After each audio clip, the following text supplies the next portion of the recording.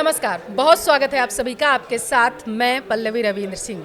वित्त मंत्री निर्मला सीतारमण ने 2025-26 के लिए बजट पेश कर दिया है और जैसा सभी वर्ग यानी महिला, युवा, किसान से लेकर के सभी लोग टकटकी लगाए देख रहे थे कि आखिर उन्हें इस बजट से मिलने क्या वाला है।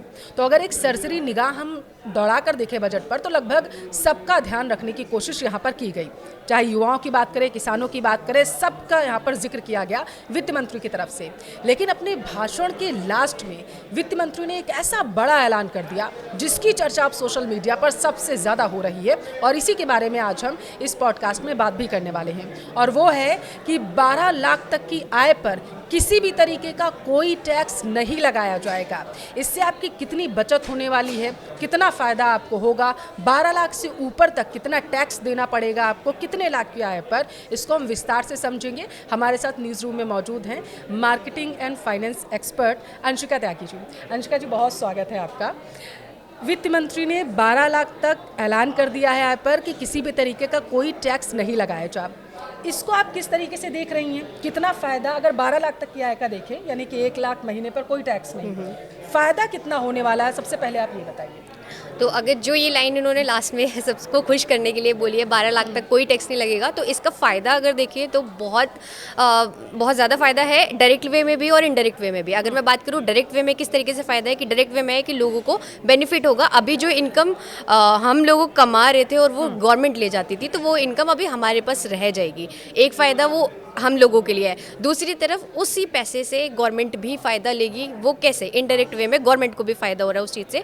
उसके पीछे का लॉजिक ये है कि आपके पास जो पैसा बचेगा, आप उस पैसे को कहीं ना कहीं, क्योंकि आपकी जो उम्मीद मतलब कि जो भी कोई खर्चे हो रहे थे या फिर अभी भी टैक्स देने के बाद भी आप अपने खर्चे कर रहे थे, लेकिन अभी आपके हाथ में जो है वो एक एडिशनल इनकम आने वाली है जो कि पहले गवर्नमेंट के पास चली जा रही थी। तो आप उस एडिशनल इनकम को कहीं ना कहीं इन्वेस्ट ज़रूर करोगे, या तो उसको इन्वेस्ट करोगे या फिर कहीं पर उसको उस चीज़ को यूटिलाइज करोगे, पैसा कमाओगे। सेविंग आज के टाइम में ना वो बहुत पुराना ज़माना था जब लोग सेव करके बैंक में रखा करते थे, और अगर बैंक में भी रख रहे थे तो गवर्नमेंट का फ़ायदा होता है। तो गवर्नमेंट क्या करती है, 2% इंटरेस्ट देती है, वहाँ से वो आगे क्रेडिट दे के फिर वहाँ से 8% रिटर्न लेती है, तो वहाँ भी इनडायरेक्टली गवर्नमेंट को फ़ायदा होता है। तो अभी वो जो आपकी एडिशनल इनकम आएगी वो कहीं ना कहीं गवर्नमेंट के पास ही वापस जाने वाली है।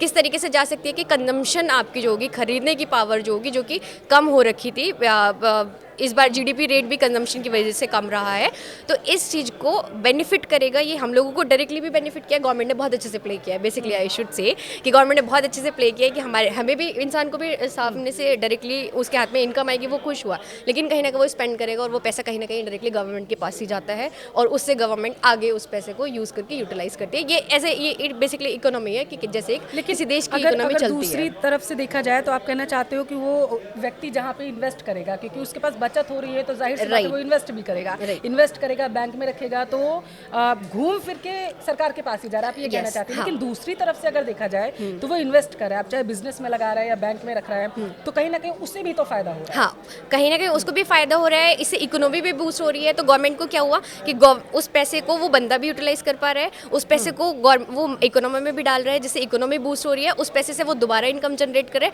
फिर जो इनकम जनरेट करे उससे फिर गवर्नमेंट को जा रहा है। तो ये है कि कुछ गवर्नमेंट अगर देती है तो उससे रिटर्न इनडायरेक्टली उनको ज़रूर मिलता है। तो लेना देना वाला सीन चलता रहता है। तो इनडायरेक्टली वो कहीं ना कहीं ये एक इकोनॉमी का पार्ट है कि पूरी इकोनॉमी चलती ही ऐसे ही है। कोई एक पैसा अगर मार्केट में निकला है तो वो पूरे हर जगह सर्कुलेट होगा, कभी गवर्नमेंट के पास जाएगा, कभी पर्सन के पास आ जाएगा। लेकिन इसमें एक और चीज़ आई है, क्योंकि इससे पहले जब मैं आपसे बात कर रही थी तो आपने बताया था कि 12 लाख तक भले ही आपको कोई ब्याज नहीं देना है, जिनकी 12 लाख आय है साल की, उन्हें नहीं देना है, लेकिन उसके बाद भी इनमें बहुत सारी ऐसी चीज़ें जोड़ दी गई हैं, जैसे 0 से 4 लाख तक, 5 लाख तक मान लो ब्याज नहीं देना होगा, लेकिन टैक्स नहीं देना होगा, लेकिन उसके बाद अगर आपकी आय बढ़ रही है तो वहाँ पर आपको कई तरीकों से जोड़ दिया गया है कि आपको टैक्स देना होगा। उसको ज़रा सा बताइए, क्योंकि वो समझना बेहद ज़रूरी है। तो यहाँ पे इसीलिए ज़रूरत होती है कि रिफॉर्म्स की, रेगुलेशंस जो है उनको रिफॉर्म करना चाहिए, सिंप्लीकेशन वे में करना चाहिए।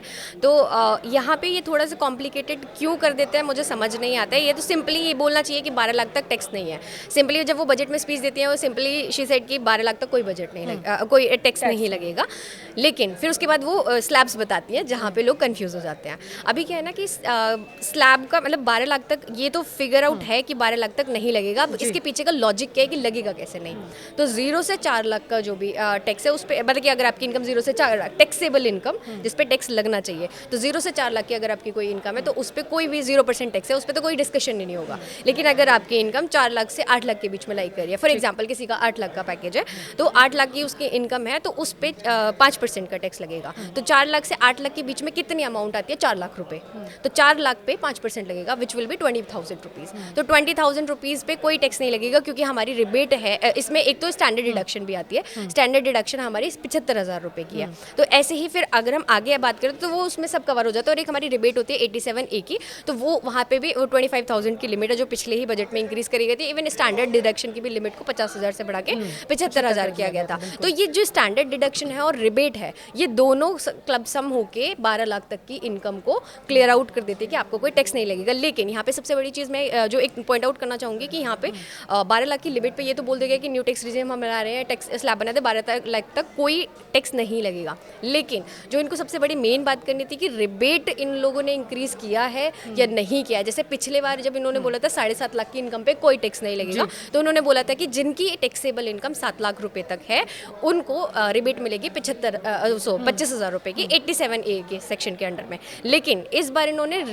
जो टैक्स स्लैब का लिमिट है वो बढ़ा दिया है, लेकिन रिबेट के बारे में कुछ बात नहीं करी है। तो अगर ये बात बोली गई 12 लाख तक के कोई टैक्स नहीं लगेगा, तो ये इसके पीछे के कैलकुलेशन डेफिनेटली उन लोगों के पास है, बट ये बहुत क्लियर आउट नहीं हुआ है बजट में अनाउंसमेंट के थ्रू कि 87A की रिबेट को भी इंक्रीज करा जाएगा, क्योंकि वो इंक्रीज होगी तभी वो फुलफिल पूरा 12 लाख का। कंफ्यूजन पूरी तरीके थोड़ा से सा कंफ्यूजन है अभी यहाँ पर है क्योंकि इसे बेहतर तरीके से बताया नहीं गया। हाँ। ये आप कहना चाहते हैं। यहाँ पर आपने स्टैंडर्ड डिडक्शन की बात की है, इसको मैं समझना चाहूँगी कि आखिर ये किस तरीके से सरकार यूज़ करती है। जैसे आपने बोला कि आप 75,000 कर दिया गया, पहले 50,000 था, उसे ज़रा। हाँ, तो स्टैंडर्ड डिडक्शन बेसिकली क्या होता है, सैलरीड क्लास स्पेसिफिक के लिए क्या होता है ना, जैसे आप मुझे कोई सैलरी आ रही है तो उसमें वो गवर्नमेंट बोलती है कि आपको इतने अमाउंट को हम आपकी मान लो 12 लाख इनकम है, उसमें से हम 12 का में से 75,000 रुपये डायरेक्टली हटा देंगे, रिमेनिंग का जो 11,25,000 है उस पर हम टैक्स लगाएंगे। ये स्टैंडर्ड डिडक्शन होती है। तो ऐसे ही फिर उसके बाद स्टैंडर्ड डिडक्शन, अगर दूसरी आपने कोई क्वेश्चन पूछा था, एक स्टैंडर्ड डिडक्शन से था। हाँ, कि ये किस तरीके से सरकार जो है क्योंकि पहले 50,000 था आपने बोला, अभी वो 75,000 कर दिया गया, तो ये किस तरीके से सरकार करने वाली है, क्या होता है? इसका बेसिकली 75,000 इन्होंने बढ़ा दिया, तो इससे ना हमारी इनकम कम हो जाती है, जिससे टैक्स लाइबिलिटी कम आती है। तो इसका मेन पर्पस यही होता है। और जैसे ओल्ड टैक्स रिजीम थी, न्यू टैक्स रिजीम में इस लिमिट को इसलिए बढ़ाया गया क्योंकि कोई दूसरी डिडक्शन अवेलेबल नहीं है। ओल्ड टैक्स रिजीम में क्या था कि आपकी इनकम के साथ साथ आप कुछ डिडक्शन क्लेम कर पाते थे। जैसे आपने बहुत सुना होगा 80C की डिडक्शन की, मैंने अगर कुछ इंश्योरेंस का पैसा प्रीमियम भी भर रही हो तो मैं 80C का 1.5 लाख का डिडक्शन ले सकती थी। अभी न्यू टैक्स रिजीम में इन्होंने सब कुछ अबॉलिश कर दिया, मतलब कि ओल्ड टैक्स रिजीम को इन्होंने क्लियरली बोल दिया कि ओल्ड टैक्स रिजीम जो लोग अडॉप्ट कर रहे हैं उनको जो डिडक्शंस हैं चैप्टर 6A की वो मिलेंगी, लेकिन जो न्यू टैक्स रिजीम में है उनको कोई डिडक्शन नहीं मिलेगी। सिर्फ एक डिडक्शन उन लोगों के लिए अवेलेबल है विच इज़ स्टैंडर्ड डिडक्शन, इसलिए उसका लिमिट 50,000 से बढ़ा के 75,000 कर दिया गया था पिछले बजट में। ओल्ड टैक्स रिजीम के लिए आज भी वो 50,000 है, तो थोड़ा कॉम्प्लिकेटेड हो रहा है। कुछ बदलाव किए गए क्योंकि वित्त मंत्री ने ओल्ड टैक्स रिजीम के बारे में भी बातचीत की, उन्होंने बताया कि न्यू टैक्स रिजीम जो है उसमें किस तरीके से फायदा होने वाला है। वो बदलाव क्या किए गए हैं अगर आप बता पाए तो? ओल्ड टैक्स रिजीम का जितना मैंने बजट सुना, ओल्ड टैक्स रिजीम के बारे में उन्होंने बहुत ज़्यादा डिस्कशन नहीं किया, वो एज इट इज़ ही रही है, उसमें बहुत चेंजेस नहीं करे हैं। उन्होंने बस ये दिखाने की कोशिश करी है कि लोगों को लुभाना एक होता है कि आप न्यू टैक्स रिजीम को अडॉप्ट करो। और अभी मुझे लगता है कि जिनकी इनकम 12 लाख या फिर 10 लाख से अबव है तो उनके लिए जो न्यू टैक्स रिजीम है वो ही बेनिफिशियल हो सकती है। सॉरी, 10 लाख से कम है उनके लिए न्यू टैक्स रिजीम ही बेनिफिशियल होने वाली है, 12 लाख से कम है उनके लिए भी न्यू टैक्स मैं रिजीम यही समझना चाहती थी आपसे, क्योंकि जाहिर सी बात है कि अब लोगों के अंदर बहुत ज़्यादा कन्फ्यूज़न इस बात को लेकर के होने वाली है कि वो ओल्ड टैक्स रिजीम में रहें या वो आगे बढ़ें, और जो लुभावने वादे किए जा रहे हैं उनको वो प्रभावित होकर के वो न्यू टैक्स रिजीम में चले जाएं।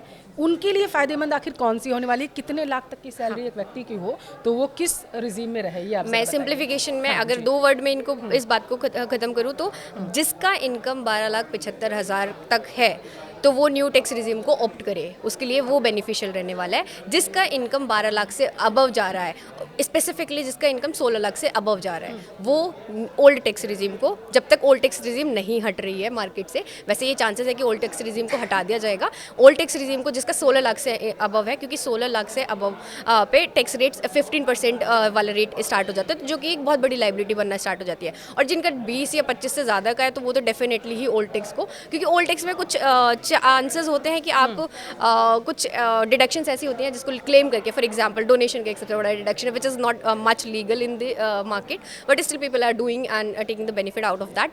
तो कुछ ऐसा है कि अगर आपको बहुत ज़्यादा इनकम है तो फिर ओल्ड टैक्स रिजीम में लोग ऑप्ट करना पसंद करते हैं। और ये जो नया बिल सरकार अगले हफ्ते लाने वाली है न्यू इनकम टैक्स बिल को लेकर के, आपको क्या लगता है इसमें कौन से ऐसे महत्वपूर्ण बदलाव किए जा सकते हैं तो आम जनता के लिए वो बेहद ही महत्वपूर्ण होने वाले हैं, क्या लगता है आपको? सो बेसिकली इसमें मेन है कि अभी भी डायरेक्ट टैक्स का अगर बहुत बात करें तो डायरेक्ट टैक्स वैसे बहुत वास्ट है। बेसिकली जो इनकम से रिलेटेड टैक्सेस होते हैं वो बहुत वास्ट है, एक पूरा ही एक्ट है।